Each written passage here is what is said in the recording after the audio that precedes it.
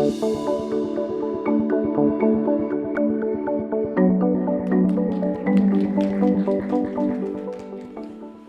you, Kaylee.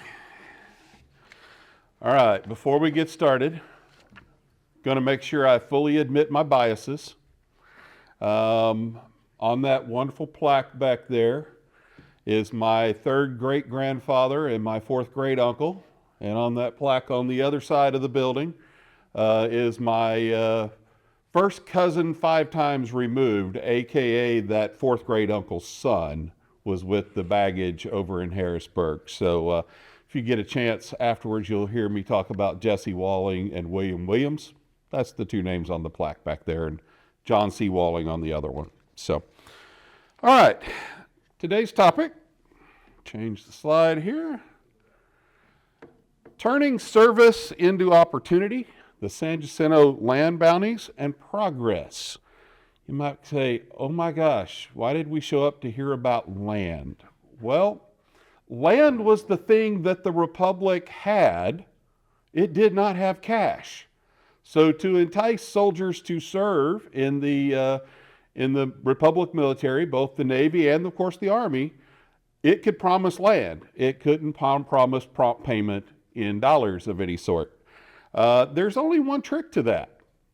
When you are a republic striving to exist, those soldiers have to earn that land. If you're not successful, that land doesn't come to fruition. So when they arrived on this battlefield in 1836, the outcome of the revolution was, of course, far from certain. It would take what happened on this field, and it would take years of struggle to secure that republic and to secure those land grants. Now, a little bit of a background here. The idea of land as payment is by no means new. And I'm going to talk about that going all the way back to the early Romans. You say, I came to learn about Texas history. Why are we talking Romans? There's a really good connection. You'll see it. Then a brief review of the type of land grants that were offered during the Republic, and then we're going to dig deep into the ones specifically related to San Jacinto, the leaders of the battle, and then we're going to dig a little deeper into how common soldiers, and I'll give you a few examples, use those land grants to create progress for the Republic of Texas and later the state of Texas, and so forth. So, couple of terms. I want to give you a little bit of a vocabulary lesson. You hear me mention a couple different land terms. I may say the term sitio or league. For those of you that aren't aware, that's roughly 4,428 acres of land. Okay, a league of land, 4,428 acres. A labor, looks like labor, pronounced labor, it was a Spanish term, is 177 acres. So in general, the idea behind it was you got the larger acreage for grazing, you got the smaller acreage for crop production, food production, that sort of thing. And then once you cross over into the Republic era and you have more Anglo-Americans in Texas, you're going to hear me use terms like section, or you're going to see figures like 640 acres. A section is 640 acres. A half a section, 320, and so forth. So a section is roughly 1 square mile. If you're trying to visualize how big is a section of land, think of it as a 1 mile by 1 mile square. Okay? So you'll hear me use those terms interchangeably at different points in the presentation. So let's talk a little bit about the Romans. So in the First Republic, the early Republic period, most of the soldiers in the Roman army came from landed gentry. They were expected to field their own weapons. They came from landed families, okay? These are, you might call them your upper middle class of Romans. The further you get into the Roman Empire, the lower of the class, you get more of the peasant class that are trying to build themselves up. And in exchange for their retirement, the mid and late Roman Republic offered either land or cash. And you're saying, okay, how much land did the Romans offer? Essentially, it was 40 acres. When you consider that with the amount of land that was offered here in Texas for Republic service, much, much bigger. But the Romans used it in much the same way that Texas did, and the Spanish and the Mexicans and the Spanish before them. The land they got wasn't back in Italy. It wasn't in the core of Rome. The land they got was in the area they had just conquered. So it was a way for the Roman Empire to settle the lands that it had just acquired through conquest by giving soldiers land out there. So now you have, duty-bound, idealistic Romans living out in these newly conquered territories. So it was a way to help settle the land that they had just acquired. So again, in the mid-Roman period, they went to land or cash. By the late Roman period, it was mostly back to a cash payment for retirement. So that was a tool that the Romans used. Let's get to Texas. You say that's the reason why you're here, right? Well, Spain gave bounties of land to its military soldiers, both its officers. You can imagine officers got bigger pieces of land. Common soldiers got smaller ones. This one particular example that I'm showing you, and hopefully you can see that from the back of the room, this is part of the land grant of Colonel Ignacio Perez. You might, if you're from San Antonio, you might recognize that name. In 1804, he bought what we now know as the Spanish Governor's Palace. So he was the previous owner of that at one point in time. In 1808, he received a Spanish land grant of 4 leagues of land south of the Medina River. By the way, that blue line you see there on the map, that's the Medina River running through. So he owned 4 leagues south of that. And he owned 1 league that he later acquired north of it. Now, here's the trick. Perez was a staunch royalist. He fought against the filibusters. He fought against the Long expedition. He fought against the Gutierrez-McGee expedition. He served under Arredondo at the Battle of Medina. His son supported Santa Anna during the Texas Revolution. As a result, after the Texas Revolution, most of those land holdings were stripped for having sided with the wrong side during the Texas Revolution. The family did retain this particular league north of the Medina River. Notice what's on it there today. If any of you have driven or own a Toyota truck that has that proud Made in Texas sticker on it, it came out of the Toyota factory that now sits on that league of land. So give you a reference point to modern day use of that particular tract. Going forward into the Mexican period, you might also recognize this map. Colonel Enrique Villarreal received a Mexican land grant in 1831, which he titled Rincon del Oso, or Bear's Corner. I do not know why there would have been bears in the Texas coastal bend around Corpus Christi, but nonetheless, that's what he called his territory. He had 10 sitios, 10 leagues, okay? He had started ranching on that territory in 1810. Somehow or another, a flood washed away his land title in 1812, so he had to go back and re-request title to his land. He also served under Arredondo at Medina, but then he switched sides and fought for independence in the Mexican War for Independence. He commanded troops in South Texas, including Fort Lipantitlán in 1830. During the Texas Revolution and U.S.-Mexican War, he served the Mexican government. In 1838, he sold 1 league to the gentleman who is generally credited with founding Corpus Christi, and that was Henry Kinney. In 1846, he passed away, and his heirs sold the remaining 9 leagues to Henry Kinney. So hence, Henry Kinney became the holder of that large tract, which is the majority of modern-day Corpus Christi. Okay? Moving forward to the Texas Revolution. and how Texas doled out lands. All right, so this is where, if you really want to read in detail, there are volumes written on this, but I'm going to summarize it for you. Essentially, there were several different types of land grants, okay, that were given to Texas veterans. There were military head rights. These were large tracts that were given to individuals who arrived, who were either here before March 2nd. There was a smaller granting that was done for those that arrived during the Republic period, actually several different size grants. There were special donations given for service at particular battles. For example, this one, San Jacinto. There were also special donations given to the fallen of the Alamo, of Goliad. These could be received by heirs as well. Obviously, if you fell at the Alamo, you weren't getting the land, but your family was, your heirs were. So, multiple different types. This continued into the Republic for military service. Again, the Republic was strapped for cash, so what it had to offer was land in exchange for your service. This also continued after the Civil War in the 1880s.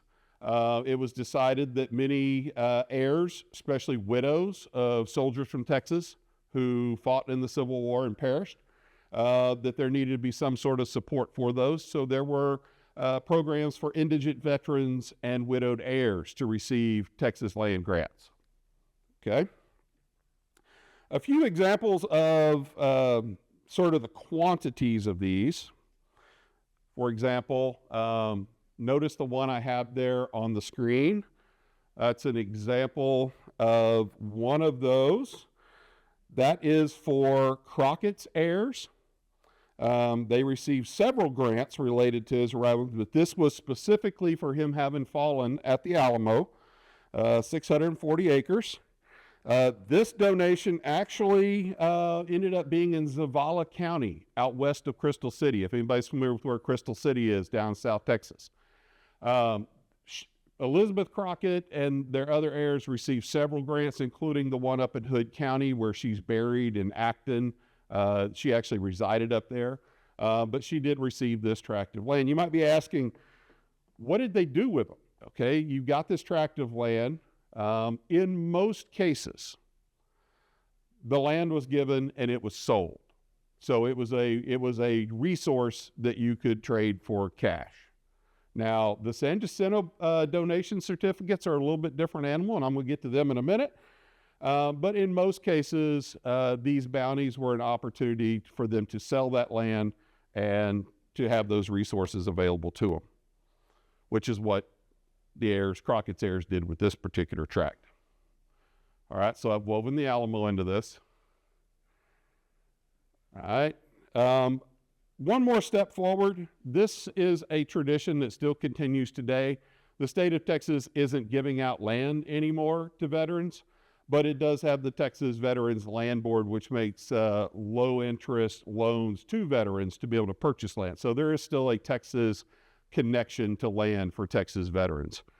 And you have to have entered the service from Texas for this. That's been challenged in court and held up in court. It is a benefit to Texans, not those who arrived here as quickly as they could. So, okay. Moving on. Next one here. Notice this particular certificate is for Fannin and his heirs. This was for him falling at Goliad. So now I have both remembered the Alamo and Goliad to get to here today. Fannin's donation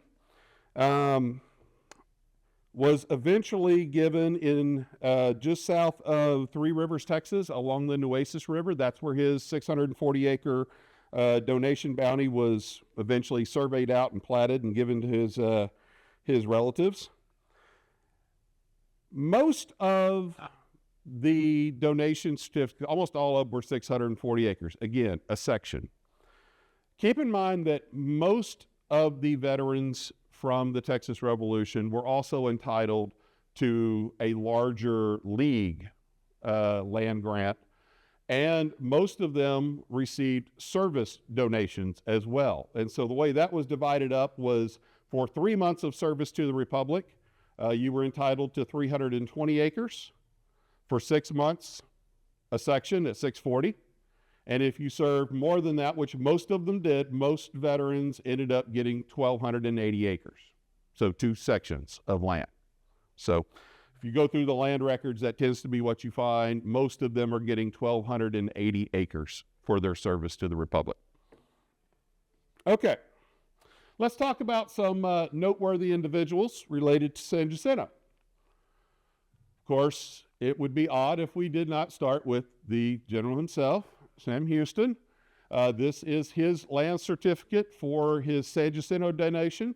Notice that the Republic Congress actually passed this in December of 1837, okay? Most of the individuals that claimed it in the spring and summer of 1838, okay? So they went and said, I was here, they had a letter, they were on a muster roll, they were able to prove they were there, and they got their donation certificate.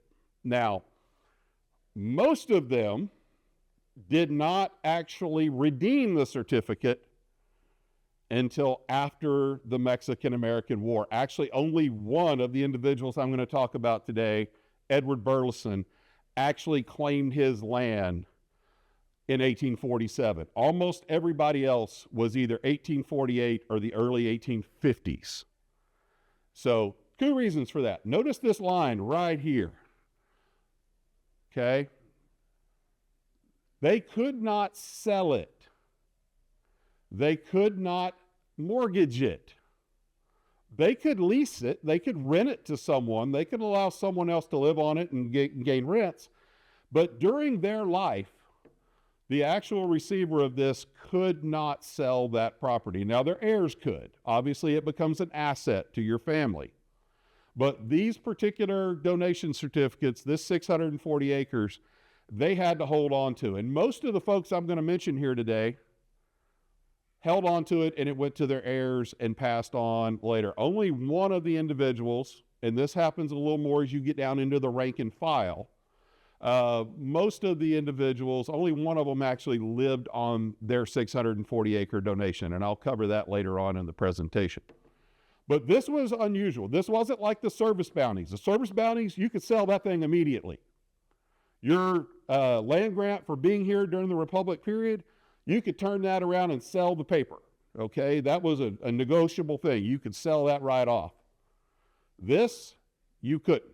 This you had to hold on to. Think of it like a safety net of sorts. Okay, so you might wonder, where was Sam's land grant at? Where did he end up getting assigned land at? Well, just southeast of Huntsville. You'll notice Highway 190 running through there, the community of Phelps. Huntsville is to the top left of the map. It's mighty ironic that Sam Houston's land grant is in the Sam Houston National Forest. I think that's mighty appropriate. Of course, his heirs would end up selling this land after his passing. He actually did not patent his. He requested it in 1848. The survey was finalized in 1849, and his actual patent paperwork was issued on March 7th of 1849. So he was one of the earlier ones. Burleson was the earliest, but Sam actually got his. Now, remember at this point, he's still moving around the state with the Republic government. He's living in the area around Washington. He comes back here just before the Civil War. It is over at Cedar Point. And then right at the beginning of the Civil War, he moves to Huntsville, which is where he lives until he passes away. So his property actually wasn't far from where he was living in Huntsville. Okay, someone else notable. I mentioned Burleson earlier. Okay. Burleson picked up his certificate in 1841. He had that thing surveyed off in 47 and acquired the property outright in October of 1847. You're going to find this location interesting. That's south of Austin, in San Marcos. Right smack dab, almost in the middle of his land donation, is the San Marcos Outlet Mall. So you might wonder, we talked about Corpus Christi being in one of these, the Toyota plant being in one. Edward Burleson, his has an outlet mall sitting on top of it today. All right, moving on. Sherman. So Sherman gets his certificate also in the spring of 38.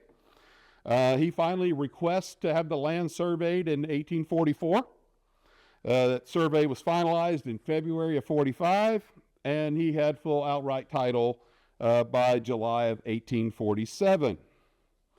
Now you're going to notice a trend here with this property. The later you wait, the further west your land donation ends up being issued. For example, Sherman's is in Coryell County. Today it's part of a ranch out west of Fort Hood. Okay? It's part of it's not Marriott like the hotel, only one R, but Marriott Ranch. It's basically now divided amongst about 3 current landowners, but again, just west of Fort Hood. You're going to see this trend continue. Henry Millard somehow or another misplaced his certificate after originally getting it. And so his heirs had to go to what was called the Court of Claims. So there were land courts that helped verify and validate these land claims. So his heirs had to take it because he passed away in 1844. His brother was the one that initially requested the grant. It was issued in October of 1855. The survey report was finished in 58, and the land right at the beginning of the Civil War was granted in 1861. And if you follow the pattern I was mentioning earlier, you end up going further west. So his grant was actually along the Colorado River in Mills County, again, further to the west. So the longer you waited to claim your land, the further west it went.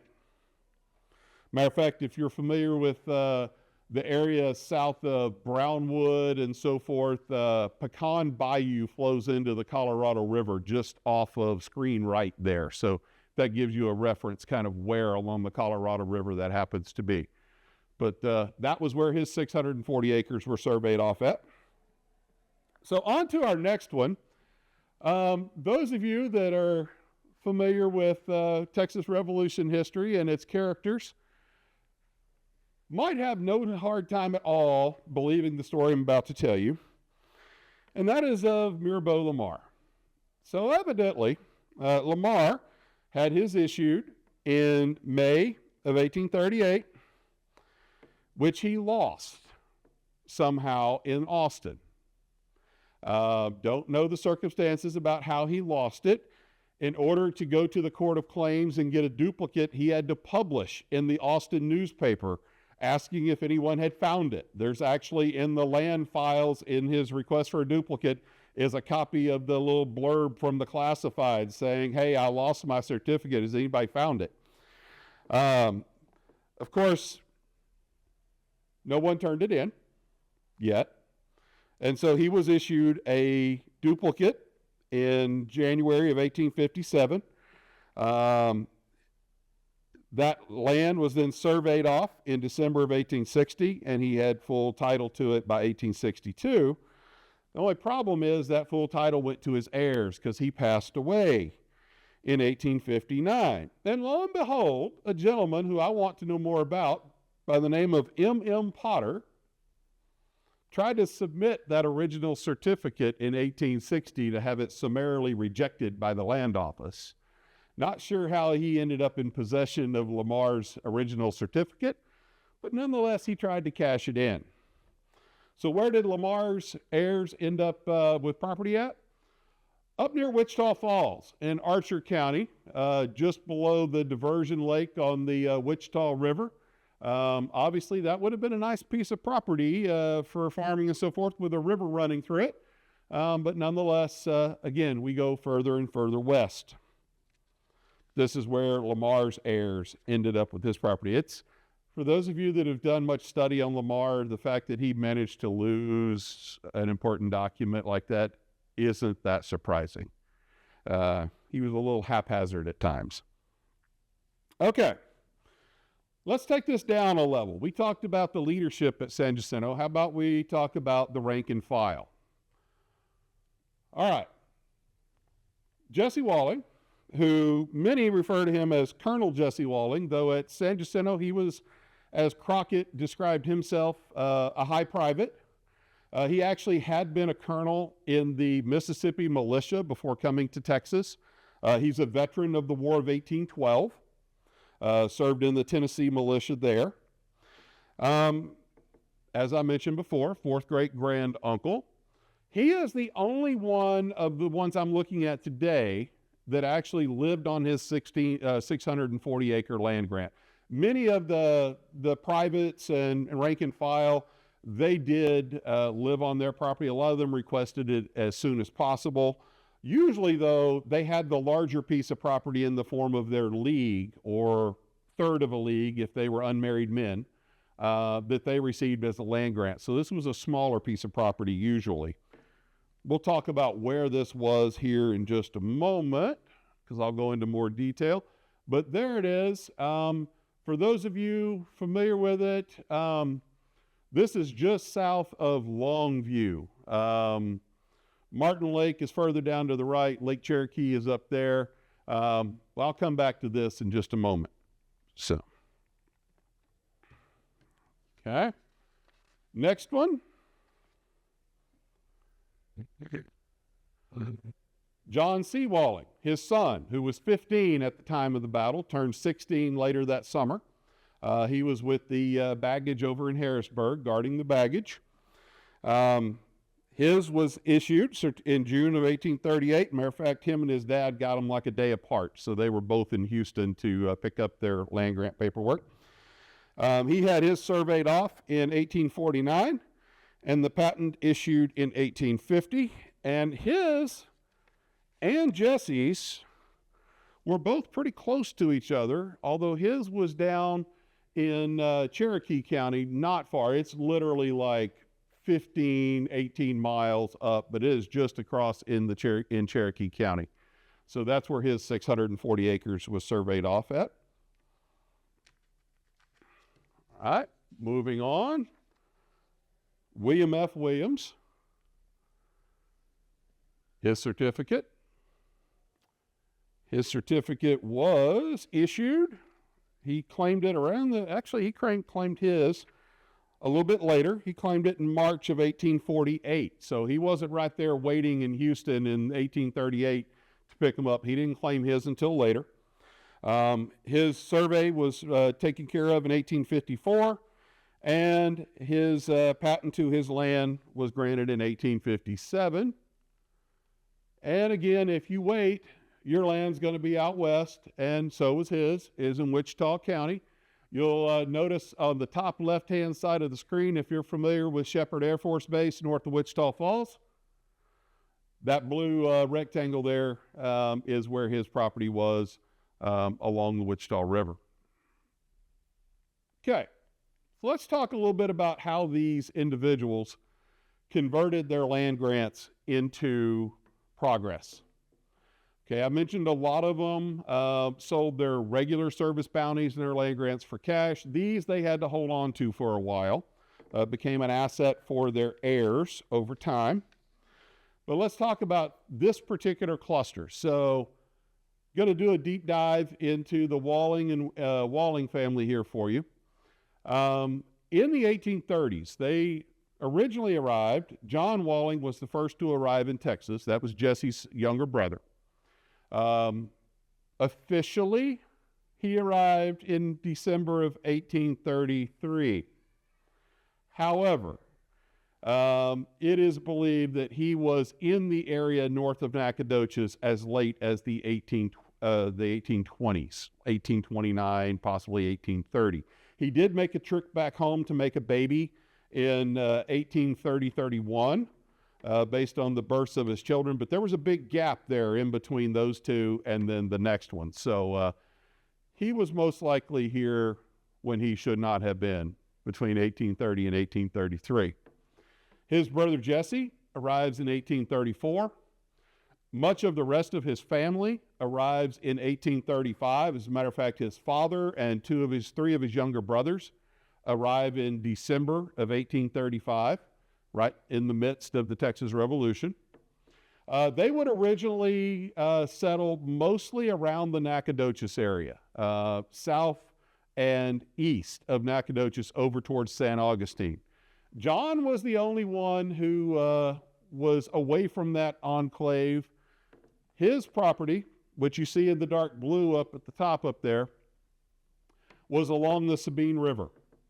And his son's property is that smaller section, 320 acres on the north side of the Sabine. So John actually operated a ferry across the Sabine River, authorized legal ferry under the Mexican government, and then later reauthorized under the Republic of Texas.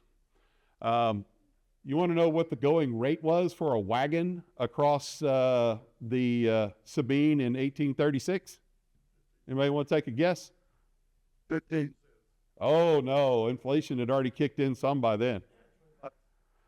$1. $1 was the rate for getting your wagon and team across the river. Horse and rider was a quarter. Those were the published rates that he was charging. One interesting thing to note about that point on the Sabine River, as the family began developing business interest in that part of Russ County, that is the farthest west that you could take a steamboat up the Sabine River before it got too shallow and too many turns. So Walling's Ferry, which if you look in the early Texas almanacs, you'll see that listed as a community. Walling's Ferry was as far west as you could go on the Sabine with a riverboat, with a steam paddle wheeler. So in the 1840s, the family moves more or less lock, stock, and barrel from the Nacogdoches area up to north of Henderson. You'll notice Henderson's down here to the bottom edge of the map down here. Actually, it's almost dead center on this map. My apologies. So they moved just north of Henderson. This was the Marshall to Henderson Road that they were living along. At one point in time, Jesse acquired nearly 33,000 acres between what he was granted and what he was able to purchase through purchasing other land grants. At one time, he held 33,000 acres, much of it in this vicinity. His younger brother, Thomas Jefferson Walling, owned the green block of property you see there, the two tracts there. His sons his two sons and his mother-in-law owned the pink shaded sections. You see, actually his mother-in-law, Parmelia Chisholm, owned the large pink rectangle there. The lavender piece, yes, I love the word lavender, that L-shaped piece, belonged to his niece and her husband. The orange section belonged to one of his younger brothers, Alfred Gaines Walling. And notice I mentioned the blue portion up at the top. This was the community of Millville. So the family, beginning with their father and continuing with Jesse and his brothers, they had a cotton gin there. They had a variety of mills along Mill Creek. They had the ferry crossing up on the Sabine. This was a thriving community in the 1840s and early 1850s. Okay? What's there now? A lot of it is covered by a lignite mine. About the only thing left of Millville is the Millville Baptist Church. But most of that, especially Mill Creek and east of Mill Creek, is a lignite mine that fuels the power plant on Martin Lake. So, again, land repurposed and reused over time. Okay. Just south of here in Cherokee County is another big chunk of the family. Okay. William F. Williams, who I mentioned earlier, he actually has his land grant, his service land grant, and so forth is actually down here, even though his bounty was further off. He was living down there, as were a number of the other Wallings. What happens in the 1850s is a little unclear, but this family tend to move as a group from place to place. They were in Tennessee, Eastern Tennessee.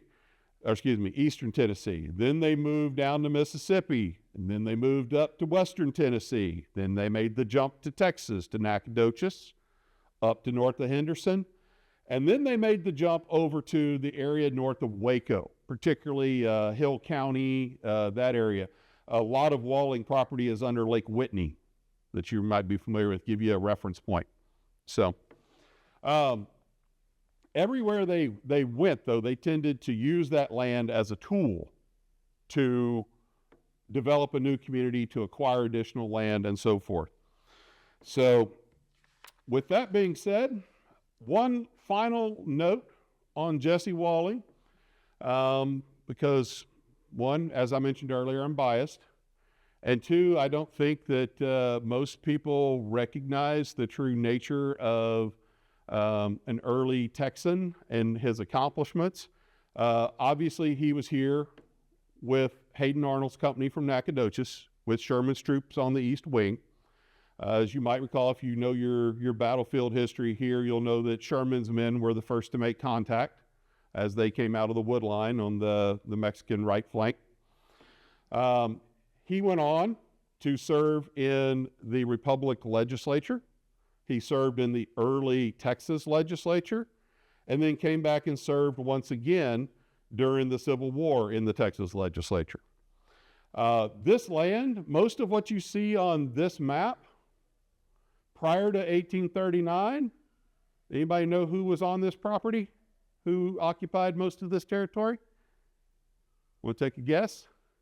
There's a county I mentioned earlier named after him. Cherokees. This was Cherokee country until the Cordoba Rebellion and the Cherokee War, and Rusk led the force that pushed the Cherokees out. Walling fought alongside Rusk, and on one of the accounts had his clothing pierced 13 times during the 2-day conflict with the Cherokees. How he ended up not getting shot actually in the body, I'm still scratching my head trying to figure out. But report claims that his clothing was pierced 13 times. So Shot some stuff. evidently, or could duck well, or, look like something on the Matrix or something. I don't know, but he managed not to get shot. An interesting character that I think is worthy of additional exploration. Someone might be asking, okay, they did all this work to develop these parts of Texas. Surely they didn't do it alone. No, they were much like the rest of the Texas population. Roughly a third of them did own slaves, Jesse owning the most at 17. So yes, they did accomplish these efforts with the aid and labor of their enslaved labor force. They built schools, they built churches, they built all the things that you would think of in a modern day community, using their family resources to do that. Today, don't get excited to go to Millville and expect to find a whole lot. Like I said, the only lasting vestige is the Millville Baptist Church and the cemetery behind it, and you'll find a few of the Walling graves in the cemetery behind it. Any other questions? All right. Thank you for your time today.